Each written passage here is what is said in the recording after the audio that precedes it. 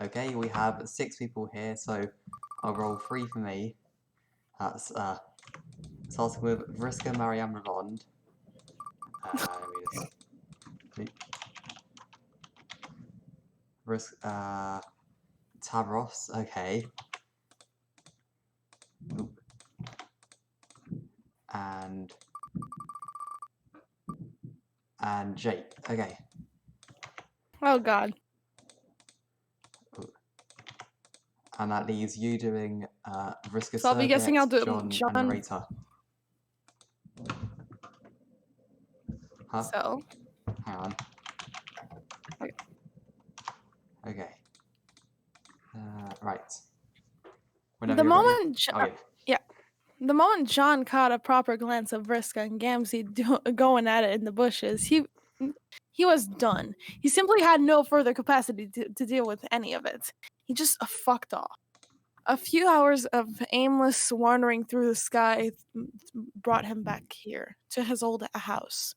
He hasn't lived here in years, but it feels exactly as it had when he had left it. It's like no time has passed at all. John leans back in his dad's desk chair, stares at the ceiling, and listens to the war. The steady drone of weaponized airships up above has become so commonplace in everyday life that he barely even notices it anymore. But now he focuses, trying to pick out the individual sounds. No matter how hard he tries, he can't tell which ship it belongs to which side, or how many there are. He doesn't know whether they're coming or going.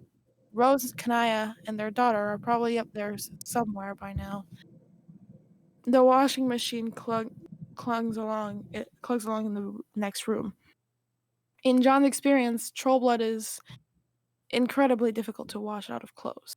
His t-shirt is probably going to be Vriska colored for the rest of his life. Oh no. Oh no. Somehow, no matter what, he always seems to end up back in his house. It's been through the medium and 2 different universes, and come out of it with only a slight warping to the foundations. Everything is coated in dust. He hasn't bothered to turn any lights on or change any of the bulbs that have burned out over the past few years. He thought he had someone moving around upstairs a while ago, but he didn't get up to check. He hasn't gotten up for how long has passed? He has no idea. Creak, creak. God, this sound is rattly. Yeah. It could be a wild animal up there. It could be a thief. John doesn't even think he has anything he'd regret losing. At least not anything that he hasn't already lost. His dad's study looks the same as it had the day he moved out. Screens jauntily hung photographs of famous funny men. Even the dent in the floor from the time Rose dropped a safe on a bunch of troublesome imps. He'd always meant to hire someone to fix it, he just never got around it. It's the perfect room for a slow-motion existential crisis. If that's what you can even call whatever he's going through.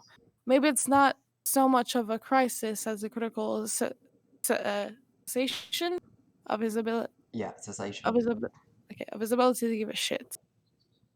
Where an hour ago he'd been feeling blissfully unburned by his solipsistic solipsistic, I think. Okay. By his solipsistic revelation, now the significance of everything in insignificance overwhelms him.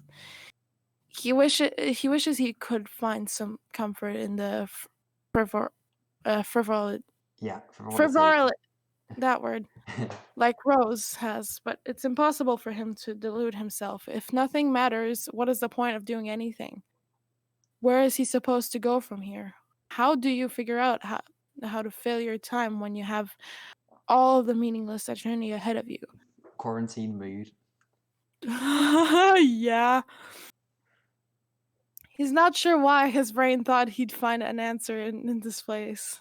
He swivels back and forth in his father's dusty desk chair, staring listlessly up at the featureless white expanse of the ceiling of the study. His mind runs in exhausting circles until he dozes off to a lullaby from distant sonic booms. When he's when when next he's jostled awake by a figure that looks uncomfortably like Dad? As John blinks away, as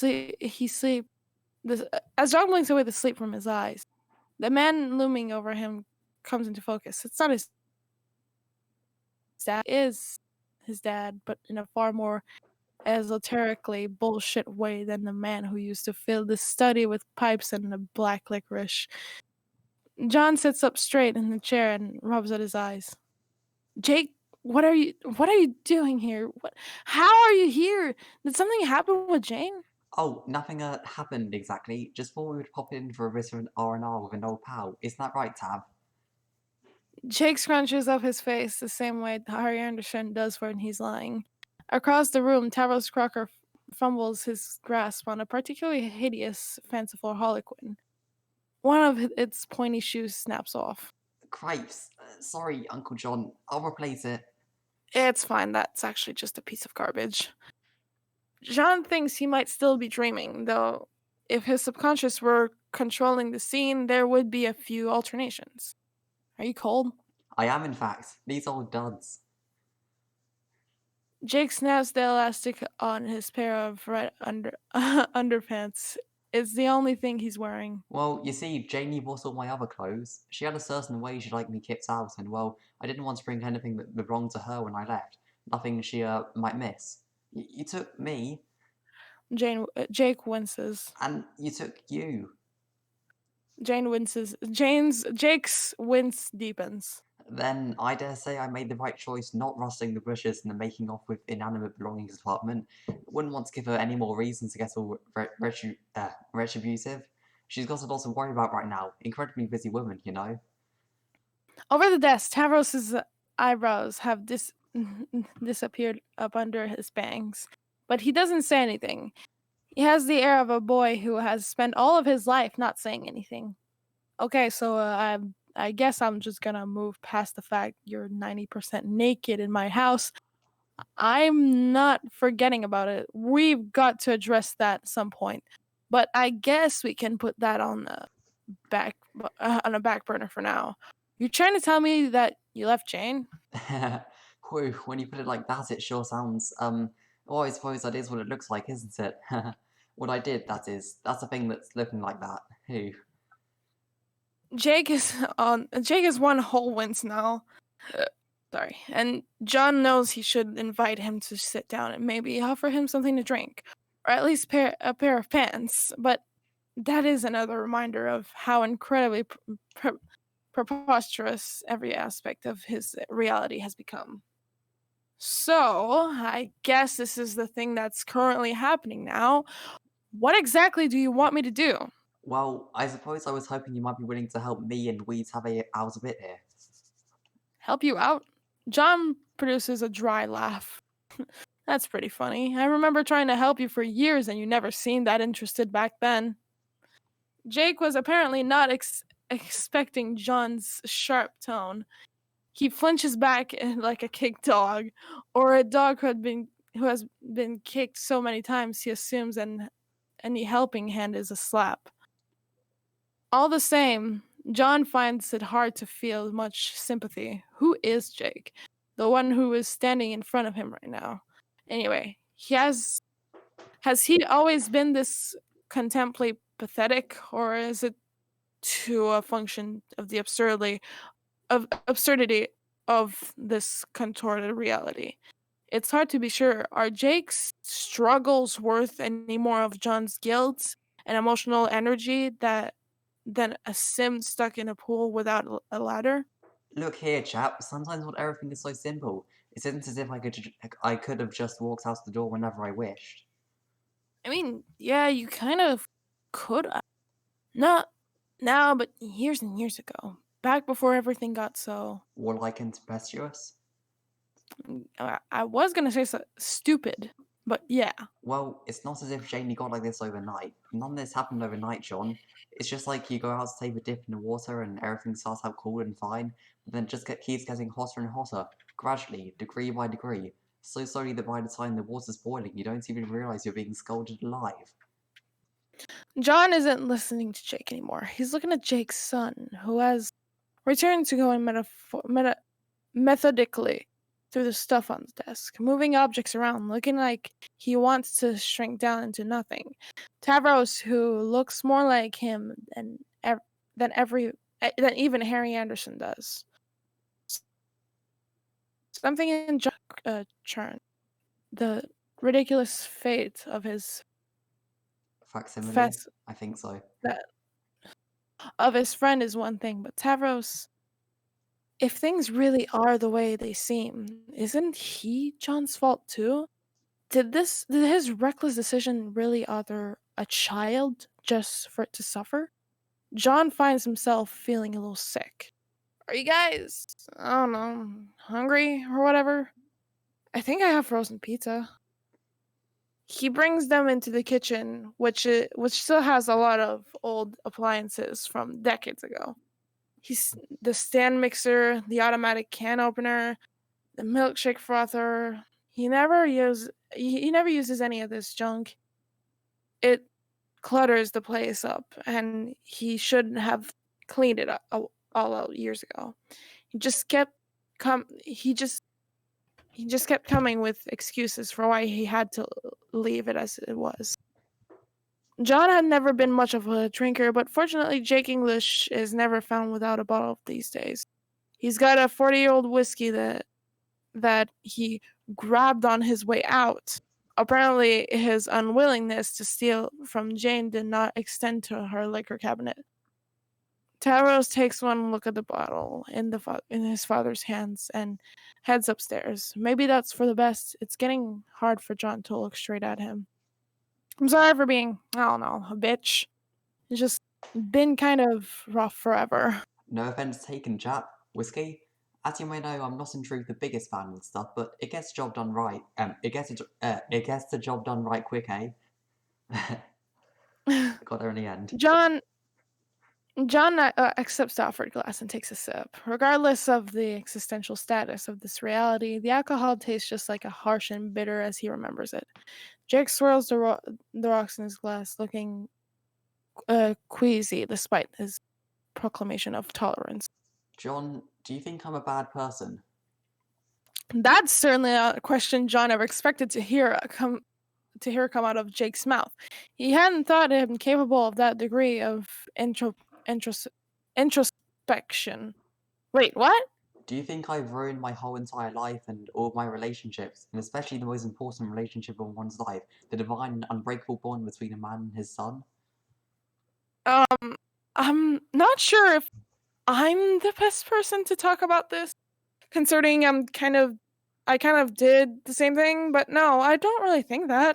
It's not as if anything that's happened to you is your fault, like existentially, or like even non-existentially. I think even in straightforward non-metatextual jerk-off terms, it's also not your fault. Your wife was treating you like shit. It may be all my fault in both an existential and non-existential capacity, so I wouldn't sweat it too much either way. Eh? What do you mean? I don't think you really understand. All I'm saying is you're right, I think. I think you're doing the best you can. I don't blame you for anything, Jake. Jake grimaces. In the dim kitchen light, it's his 5 o'clock shadows looks like a bruise. I wish I could tell you hearing that was a load of my mind, John. The me of yesteryear probably would have drunk to your health and exclaimed, "That's grand, old chap. Now I'm off to wrestle with robots and engage in dalliances and whatnot." Except I would have been drinking flat cherry coke back then, probably grand having a standing mouse of cherry coke behind when she died, and it took forever to get through it all. That's pretty gross. Different strokes, different people. Different strokes, different folks, I suppose. Anyway, my point is, maybe you should blame me. Maybe I need someone to blame me for once. Huh? I think I'm starting to realize that I've been going through life with the mindset that nothing has really been within my control. Maybe it's the people I surround myself with. Janie always seemed so sure of what was right and what she wanted, and one of those things was me. I don't think I ever really tried to challenge her, not when it's ever mattered. And before her, there was Dirk. Who, boy, Dirk would have written me out an annotated schedule for every minute of my day if I'd asked him to, or especially if I hadn't asked him to. Dirk, maybe it's best if we don't dwell too much on that. The two of them share a moment of obligatory silence for someone long dead and gone. In a way, I think I found all that comforting. Have you ever wanted to let someone make the tough choices for you?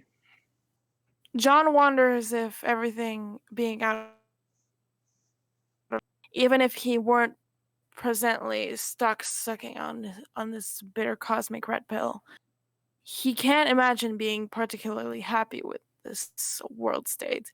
Maybe it just wouldn't made it all the more soul crushing, or maybe he's doing exactly what Jake has done in a certain light, as in as ascribing. Ascribing.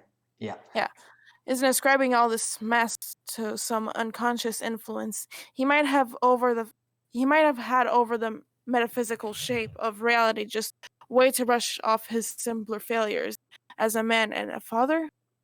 Maybe, yeah, I don't know. I'm starting to think I've been a fool about it. I'm starting to think I've been a fool about it all, though. It's easy to shrug us all off when it's just your own life being jostled around, but this is also something I should have been thinking about when old Tabby was born, isn't it? Too little, too late. I'm not done right by that boy at all. Even now, all I'm doing is making excuses for myself. Phew. It's hard for John to disagree. It probably wouldn't do much good to say it, though. To say it though, it's not like John wants to torture the guy or whatever the status of his realness attribute. Jake, I guess I actually don't know you that well, but I think there's a difference between making excuses and just giving reasons. There's reasons for what you did, sure, and I guess you can think of it as an excuse, but that's only because only if you don't make the effort to start trying to fix yourself. And I mean, okay, look, you left, you're doing it, you're making it happen. You got your son out of there. Better a decade late than ever, I guess. You're right, John. I did do that, didn't I? Nobody swooped in through the window and rescued me. I did it myself. I finally stood up for what's right, and I'm going to make a way for a new and better me. I have my immortal life ahead of me. There's no point in sitting around hating myself and regretting the past. John's mouth opened and closes dumbly. That's it?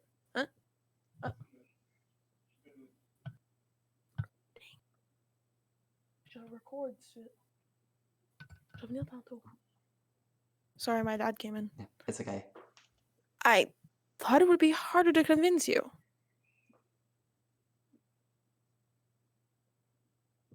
Oh shit. Yeah, right, you're the narrator. Ah! Jake grins, and the effect is incendiary. Incendiary, I think. It's brilliant. His glee is lighting up the room. John blinks. It's literally lighting up the room. A faint but steady glow pulses from Jake's body, radiating like heat from a fire. John can't help but recoil a little, like a vampire in the sunlight.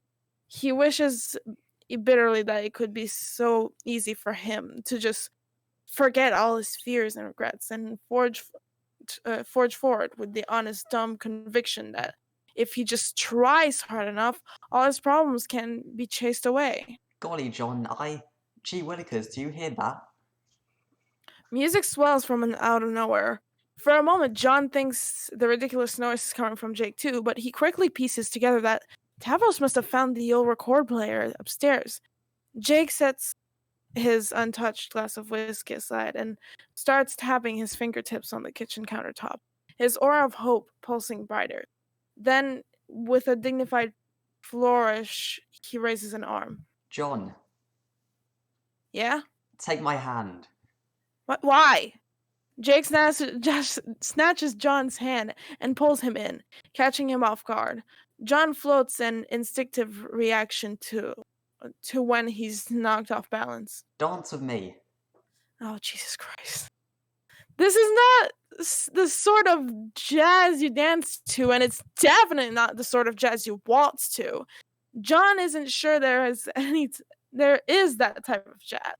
Jake leads relentlessly, but it's the glow of his ridiculous god-tier magic that brings John down enough for his feet to touch the ground. Whether John wants it or not, there's something uh, in Inescapably. sorry.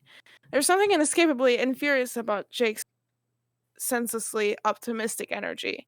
Even if they do end up stepping on each other's feet, gam- gam- gambling around like newborn giraffes, who cares?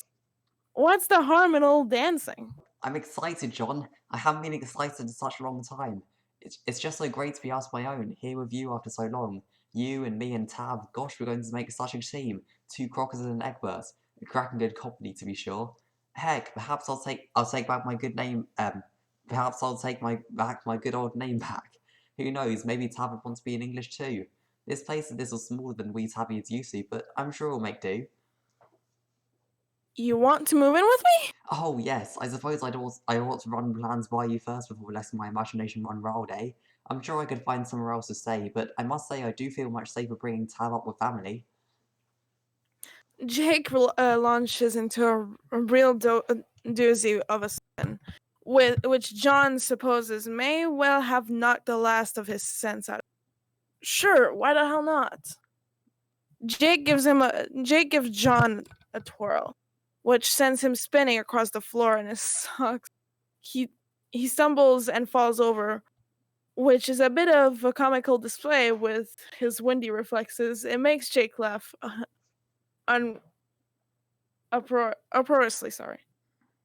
Being flung out from Jake's orbit of hope and change and change is a little like being dashed with a bucket of ice water through it, though. All of John's gloom and malice surges back into the for like air filling a vacuum. He feels hungover. Oof. John lies immobile on the floor tile.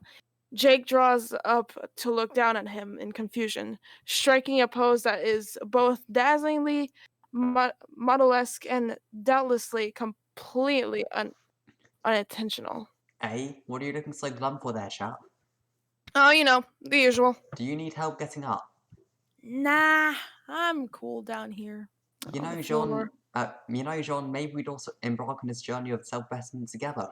What do you say, my boy? What?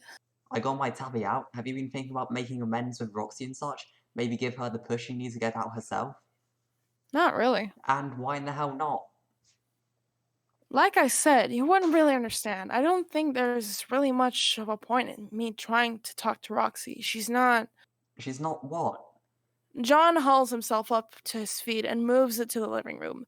Jake follows, but John now ensures that's their that that's theirs. That's not English. Ensures that there is a healthy enough physical distance between himself and Jake's black hole of psychic optimism. You can't rightly go and blame the woman for all your troubles, John. I'm not blaming her at all. Then what are you saying, Johnny boy? John sighs and drops down on the couch. He stretches out so Jake can take the seat beside him. That even if I could talk to her and try to set things straight, why bother? She may not even be like real, strictly speaking. Eh? Like I said, you wouldn't understand. Trust me, it's all a whole lot of crazy stuff. You're right, that is an awfully crazy thing to say. Not real? Why, I just saw Roxy yesterday. She's as solid and real a person as you or I, John. It's hardly becoming of a man to say something so dismissive, even if it's tough to know what a lady is thinking from time to time. I'm not. What's that now? I fucked up too bad too long ago. It's just too late to change anything now. So what? Huh? So what if it doesn't change anything? Won't it button to your family to see you care? Won't it make you feel better to try? To at least be able to say that when the chips were down you gave it your honest all?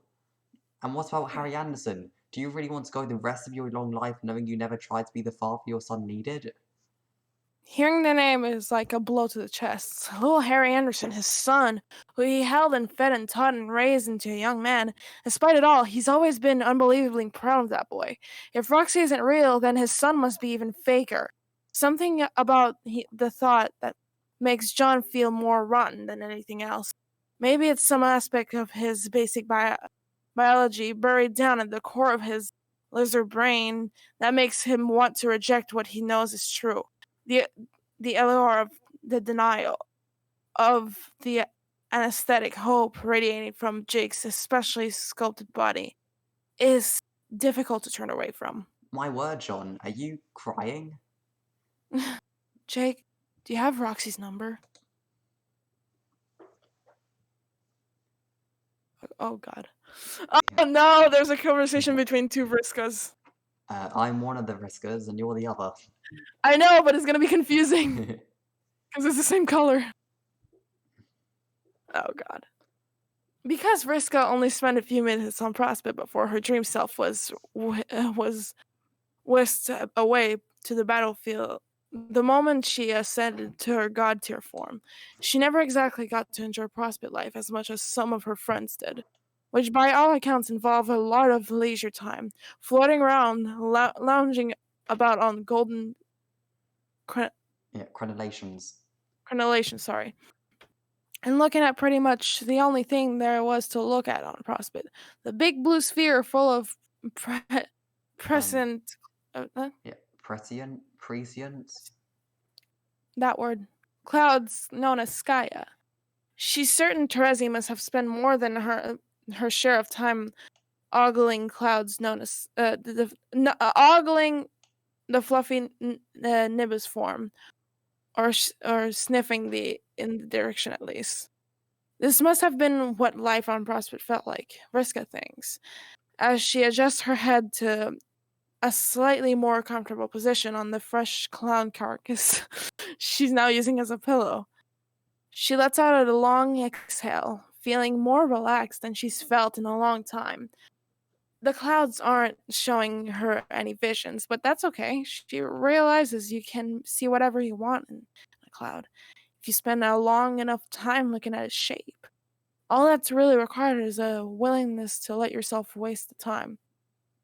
A willingness she only just discovered a minutes ago, since worrying the life from a libidinous harlequin. Libidinous, yeah. Yeah. I think that one is a sort of snake. A snake with a strangely big head. Nah, it's a pipe. A what? It's a thing you smoke with. Oh. You mean like the human marijuana I heard Dave ramble about sometime? God, you really did grow up on an alien planet, didn't you? Yes. As a matter of fact, I did. I'm from the world which was home to the race you yourself are apparently a member of. Yeah, but I'm actually normal, no offense. Not taken. You're a lot like me, really. I mean, unsurprisingly, this shouldn't be shocking news. You just kind of remind me of my mum. Not in many ways, it just means that you say shit that makes it obvious that this isn't where you grew up. It's Kanaya, by the way. Boring and old. Old and boring as fuck. Sounds about right. I mean, older than us by a lot, but you knew her when she was the same age, so that's why I said that. Fuck it, she's like a regular a basic ass mum. She's fine, I like her. Both her mums are alright. They're a little obsessed with all this war shit though. Oh, yeah. Yeah, old people get hella bent out of shape about war and politics, same just as always. You're right. I guess that's how it was in my culture, too. Vriska doesn't seem to have a response to this. Her parents have told her many tales of Alternia, and her curiosity about the subject was satiated? Is that it? Yeah, satiated, I think. Oh, satiated, sorry. Sometime before she entered high school. She shrugs and turns her attention back to the sky. Another nimbus cloud wanders lazily into view and catches Vriska's eye, due to its peculiar shape. That's some sort of squat can-like building, right? What? Like the ridiculous structures my friend used to build with the mayor. Hey, is the mayor still around? The mayor's dead, dude. Shit, I love the mayor! Everyone loved the mayor. He's in our damn history books. Wow. But you see what I mean, right? That one. Lol, you don't know anything. Kinda cute, actually. What? Then what is it, smartass? It's a cake. A birthday cake, see? Those are candles. It's so obvious. Oh, like those shitty things John's dad was always making? Guess so? Was it all... What's with all the clouds shaped like John stuff? Like that one over there, that's a big daub of shaving cream, right?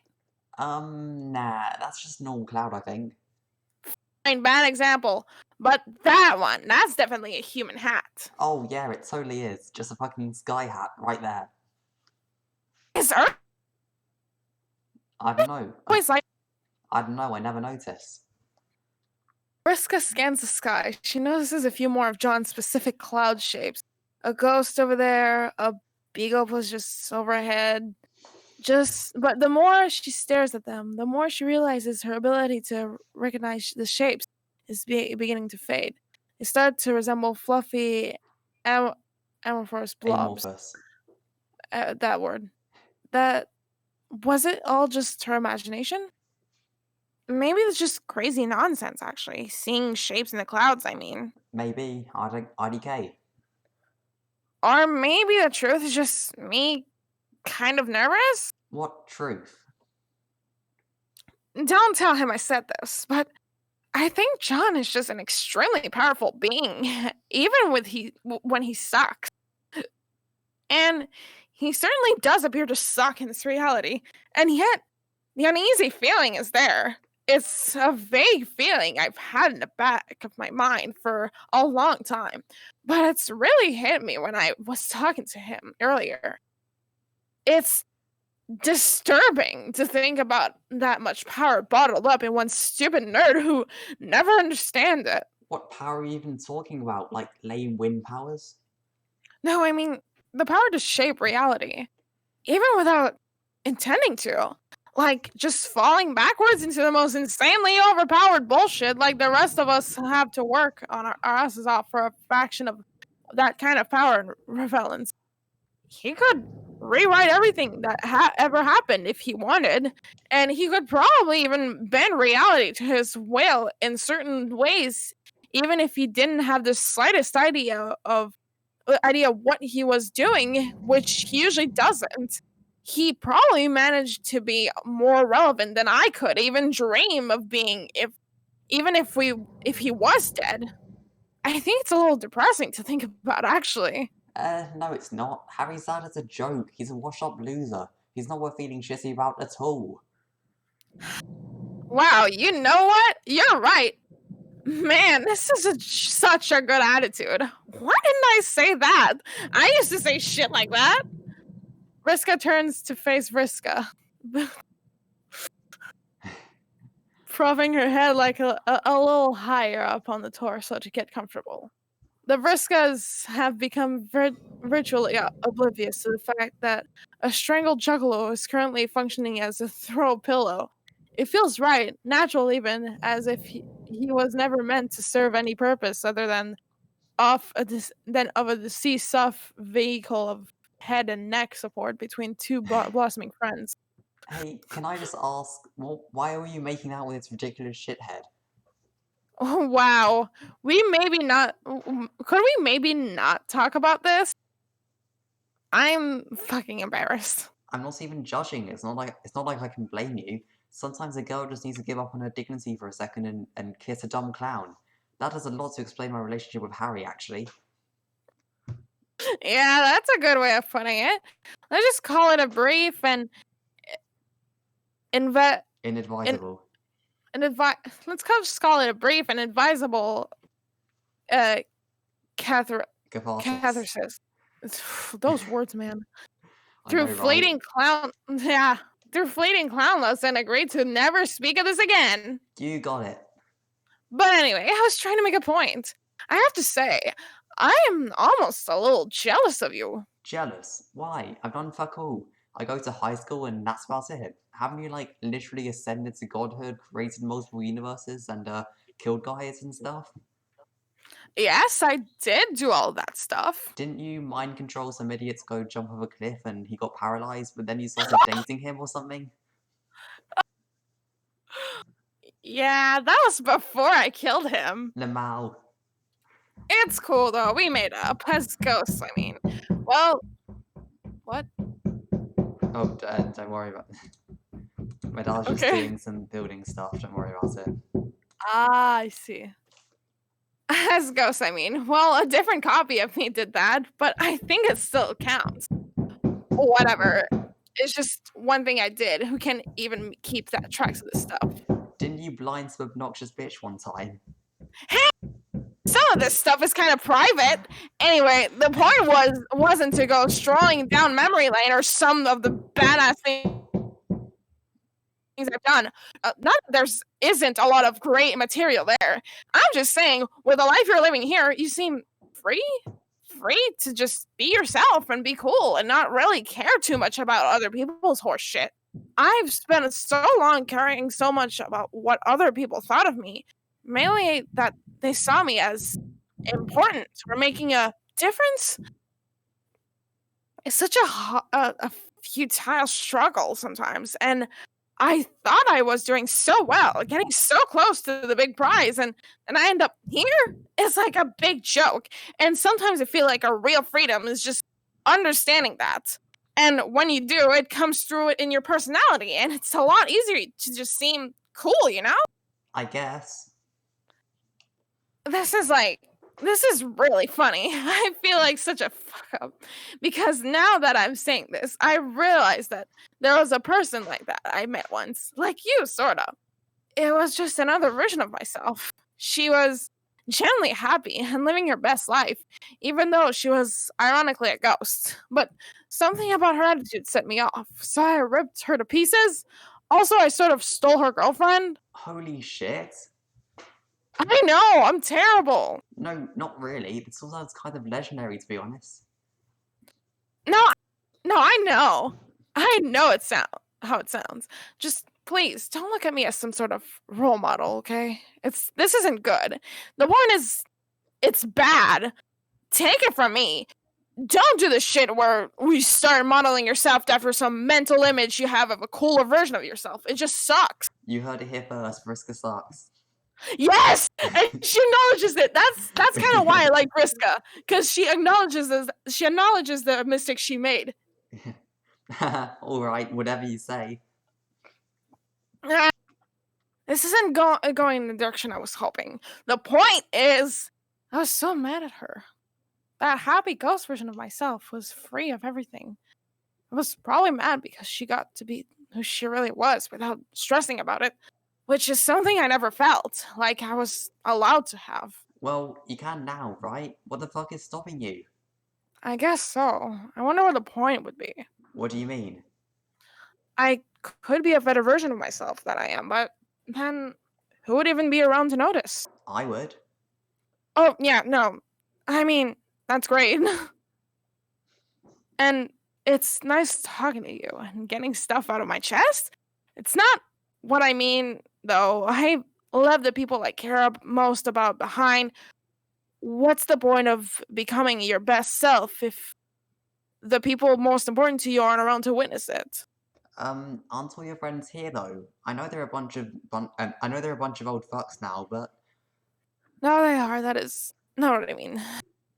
It's hard to explain. I guess, I mean, there's someone specifically I fell out of touch with, who it feels like I'll never see again. oh, Maybe. Vriska thinks for a while on her statement. She needs the time to let a thought she said she never had before arrange itself into words. Maybe that's why I hated my ghost self so much. why? Because I just had a sense. On some level, I knew she was right. She was happy and honest with herself, and that's what made her a version of myself who actually worth of someone I cared about. Don't get me wrong, we had a nice time for a few years living on that meteor. It was good, stable, pale relationship, but that's all it was. We couldn't really connect in a deeper way because still the way I am, I guess.